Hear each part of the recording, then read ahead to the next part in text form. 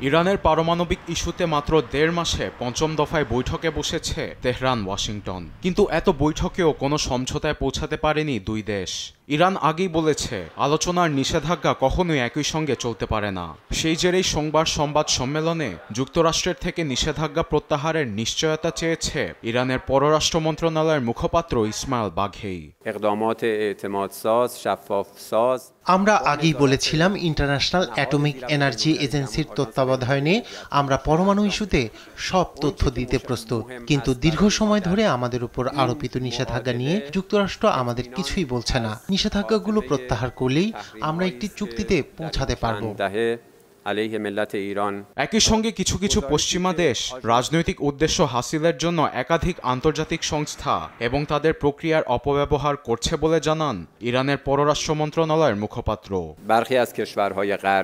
International atomic energy এজেন্সির মতো সংস্থাগুলো রিপোর্ট ঘাটলে দেখবেন তারা একই তথ্য বারবার বলছে। ১৯৮৪ সালে বলা হয়েছিল মাত্র ৬ মাসের মধ্যে ইরান পারমাণবিক বোমা তৈরিতে সক্ষম হবে। জীবনের সব আয়োজন এখানে একসাথে।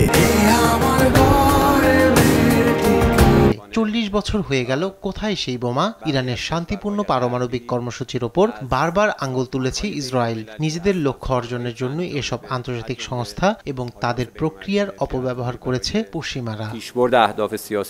এদিকে ওয়াশিংটন পরমাণু ইস্যুতে একটি প্রস্তাবিত চুক্তি দিলেও সেখানে নিষেধাজ্ঞা কখন ও কিভাবে প্রত্যাহার করা হবে এ বিষয়ে কোনো রকম তথ্য নেই বলে জানিয়েছে তেহরান।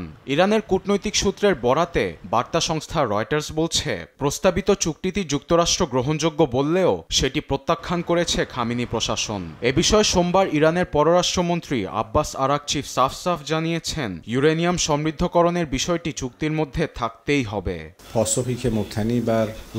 ইরানের জাতীয় স্বার্থ, দেশের মানুষ ও তাদের অধিকারের দৃষ্টিকোণ থেকে যুক্তরাষ্ট্রের প্রস্তাবিত চুক্তির প্রতিক্রিয়া জানানো হবে। ইরানের ইউরেনিয়াম সমৃদ্ধকরণের বিষয়টি ওয়াশিংটনকে অবশ্যই সম্মান করতে হবে। চুক্তিতে যুক্তরাষ্ট্র পরমাণু সমৃদ্ধকরণে সম্মতি না দিলে আমরা কখনোই সে চুক্তি মানব না।